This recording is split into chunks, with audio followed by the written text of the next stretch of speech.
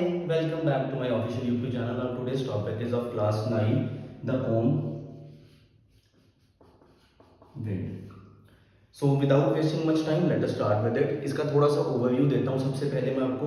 It has been written originally by Subramania Bharati and ये translation की गई है रामानुजन से. तो चलिए इसके बारे में आपको थोड़ा सा और डिटेल इन्फॉर्मेशन देता हूँ समरी और थीम से पहले और स्टैंजा बाय स्टैंजा गाने से पहले. ये पोम जो है ये बता रही है कि अगर हम अपनी मुसीबतों के आगे झुक जाएंगे तो हम समाज में, हम सोसाइटी में अपना नाम नहीं कर पाएंगे. दुनिया में उन्हीं का नाम होता है जो मुसीबतों से लड़ करके आगे बढ़ते हैं. चलिए अब हम चलते हैं इसके बारे में डिटेल में स्टडी करते हैं stanza by stanza. Wind comes softly, don't break the shutters of the windows, don't scatter the papers, don't throw down the books on the shelf. ये पोएट जो है ये रिक्वेस्ट कर रहा है विंड से कि तुम प्लीज धीरे से आना और जो भी चीजें मेरी जैसे विंडो के शटर्स जो है, पेन्स है विंडोज के, है ना, वो तुम ना तोड़ देना, है ना, पेपर्स को स्कैटर मत करना, जो बुक्स पड़ी हैं मेरी शेल्फ पर उनको नीचे मत गिरा देना. बट क्या विंड सुनेगी ये चीज? बिल्कुल नहीं सुनेगी. तो वो करती क्या है wind? There look what you did, you threw them all down, you tore the pages of the books. उसने पेजेस जो पड़े थे, जैसे विंडो के पास हवा चली बहुत तेज तो जो हमारे पेजेस थे वो फट जाते हैं, है ना. तो सेम चीज उसने कही है. यू ब्रॉट रेन अगेन, तो वो बारिश ले आई. रेन क्या ले आई? अब यहाँ पर एक चीज नोट करने वाली है. रेन, रेन ले आती है बारिश. हमें पता ही है मतलब जब हवा तेज चलती है तो बारिश तो आएगी आएगी, है ना. तो वही चीज उसने बताई है. Then we are moving at, you are very clever at poking fun at वीथिंग. सबसे इंपॉर्टेंट लाइन है ये वाली, you are very clever at poking fun at weekends. अब इसका मतलब क्या है कि डिटेल बात अगर हम करें इसके बारे में, इसका मतलब भी यही है कि अगर जो मुसीबतें होती हैं वो पहले तो एक कमजोर इंसान का मजाक उड़ाती हैं, लेकिन अगर कमजोर इंसान ताकतवर बनकर उसका दृढ़ निश्चय के साथ मुकाबला करे तो वो मजाक नहीं बनता. ठीक है, चलिए अब हम आगे बढ़ते हैं. वो क्या क्या रहा है? Frame crumbling houses, crumbling doors, crumbling rafters, crumbling wood, crumbling bodies, crumbling lives, crumbling hearts. The wind god winnows and crushes them. Winnowing process पता है ना, हम उसमें ग्रेन्स डालते थे, ऐसे ऐसे करते थे, जो शाफ्ट होता था हमारा वो सारा साइड हो जाता था, है ना, और जो हमारा मेन ग्रेन था वो नीचे रह जाता था. सेम वही चीज है कि होगा क्या, विंड इतनी तेज से चलेगी, हमारी लाइफ में मुसीबतें आती हैं, हर एक की लाइफ में मुसीबतें आती हैं, जानवरों की लाइफ में मुसीबतें आती हैं. क्या वो हार मान जाते हैं? नहीं मानते हैं.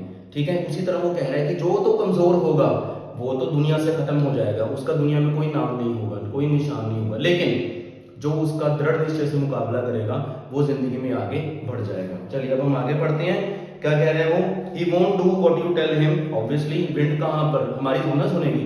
प्रॉब्लम्स जो आ रही है हमारी लाइफ में, कोई भी मुसीबत आ रही है वो हमारी नहीं सुनती है. वो क्या है, मुसीबतों ने आना ही आना है. मुसीबत चलती का नाम गाड़ी. हम एक मूवी भी आई थी, गाना भी है. वो क्या कह रहा है कि जब तक सांस चलेगी मुसीबतें आती रहेंगी, जब तक सांस चलेगी तब तक मुसीबतें आती रहेंगी. चलिए आगे चल रहे हैं.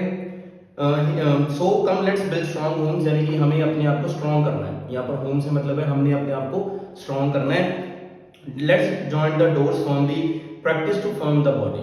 अब हमने अपनी बॉडी को, अपने आप को बहुत स्ट्रॉन्ग करना है कि कोई भी मुसीबत आ जाए हमने उसके आगे हार नहीं माननी, हमने उसके आगे झुकना बिल्कुल भी नहीं है. उसके बाद क्या है? Make the heart steadfast, do this and the wind will be friend with us. अगर हम अपने आप को मुसीबतों से लड़ने के लिए स्ट्रांग बना लें तो जो मुसीबतें होंगी, जो भी परेशानियां होंगी वो हमारी क्या बन जाएंगी? मित्र बन जाएंगी, हमारी दोस्त बन जाएंगी. इसका मतलब क्या है? इसका बहुत डीप मीनिंग. इसका मतलब ये है कि अगर हमने दुनिया में, समाज में अपना नाम करना है तो हमें बहुत ही स्ट्रांग बनकर रहना पड़ेगा.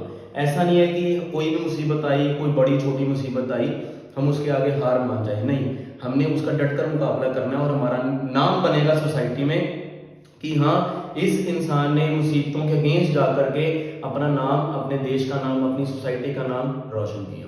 ठीक है, चलिए अब हम आगे चलते हैं. The wind blows out weak fires, no doubt.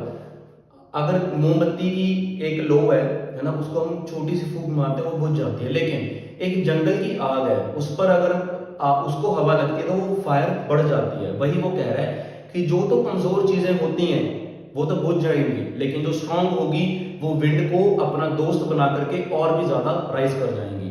वही मैं कहता होता हूँ कभी कभी, you throw stones at me, I will collect the stones and build a house from it. ये मेरी कोटेशन होती है बहुत बार अपने बच्चों को बताने के लिए, अपने स्टूडेंट्स को बताने के लिए कि मैं मुसीबतों से हार नहीं मानता। नेक्स्ट क्या है, he makes strong fires roar and flourish, his friendship is good, we praise him every day। मतलब क्या है कि अगर हम अपने आप को विंड के साथ दोस्त बना लें तो हम उसकी प्रशंसा करनी शुरू कर देंगे। हम कहेंगे कि मुसीबतों को मेरे पास आना चाहिए क्योंकि वो मेरा बेनिफिट ही करती हैं, मुझे नुकसान नहीं पहुंचाती। So that was all. ये थी समरी इसकी स्टैंजा बाय स्टैंजा। अगर हम इसकी थीम की बात करें तो इसकी थीम सबसे बड़ी यही है that we should always stand strong against the problems coming in our life. कोई भी एडवर्सिटीज आ रही है हमारी लाइफ में, उसके अगेंस्ट खड़े होकर के हमें उसका दृढ़ निश्चय के साथ स्ट्रांग हार्ड वर्क डेडिकेशन हासिल करने के बाद हमें उसका मुकाबला करना चाहिए, हमें हार नहीं माननी चाहिए। यही इस पोएम की थीम है। इसको आप इलैबोरेट जितनी मर्जी लाइंस में कर सकते हो, लेकिन बेसिक थीम यही है दैट एडवर्सिटीज आपकी लाइफ में कोई भी आती रहे, you need to stand strong against those adversities and those problems. So this was all about the poem Wind, the summary and the theme. Put it yourself in the next coming video. Till then, have a great day at all of you. And you know what you need to do is liking, sharing and subscribing. Bye bye.